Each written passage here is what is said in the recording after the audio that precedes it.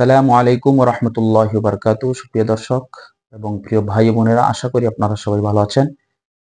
একজন ভাই নাম মাহফুজুল করিম, তিনি আমাকে একটি প্রশ্ন করেছেন যে আমার এক আত্মীয়ের ছোট বাচ্চা আছে যার বয়স 1 বছর 8 মাস। সে এখনো অন্যান্য খাবার মুখে নিতে চায় না, বুকের দুধের উপরই অনেকটা নির্ভরশীল। প্রশ্ন হলো সর্বোচ্চ কতদিন তাকে বুকের দুধ খাওয়ানো যাবে? দেখেন ভাই, এক্ষেত্রে শরীয়ত যেটা বলে, কোরআন সুন্নাহ যেটা সাহাবায়ে কেরাম, কোরআন হাদিস, সাহাবায়ে কেরাম তাবিঈন থেকে যেটা বর্ণিত এবং যেটার ব্যাপারে সবাই ঐকমত পোষণ করেছেন, যে একটা বাচ্চার জন্মের পর থেকে চন্দ্র মাস হিসাবে 2 বছর সর্বোচ্চ দুধ পান করতে পারবে। এই 2 বছরের পরে আর কখনো মায়ের দুধ পান করতে পারবে না, সেটা বাচ্চার জন্য জায়েজ হবে না।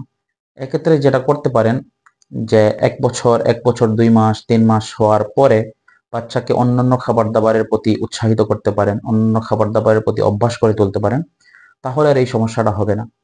এবং কোনোভাবেই কোনো অজুহাত দিয়ে কোনো ধরনের অক্ষমতা পেশ করে কখনোই আপনি 2 বছরের উপরে মায়ের বুকের দুধ খাওয়াতে পারবেন না, সেটা কখনো শরীয়ত অনুমোদন দেয় না। আশা করি আপনি আপনার মাসলাটা বুঝতে পারছেন। বিস্তারিত মাসলাটা আপনি দেখতে পারেন চাইলে। ফতোয়া হিন্দিয়ার মধ্যে রয়েছে 1 নম্বর খণ্ড 343 নম্বর পৃষ্ঠার মধ্যে রয়েছে। খুলাসাতুল ফতোয়ার মধ্যে রয়েছে 2 নম্বর খণ্ড 11 নম্বর পৃষ্ঠা।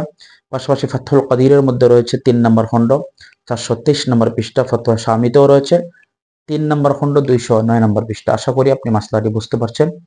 আল্লাহ পাক রব্বুল আলামিন আমাদের সবাইকে কোরআন সুন্নাহের সঠিক পথ নির্দেশ মেনে তদনুযায়ী আমল করার তৌফিক দান করুন। আসসালামু আলাইকুম ওয়া রাহমাতুল্লাহি ওয়া বারাকাতুহু।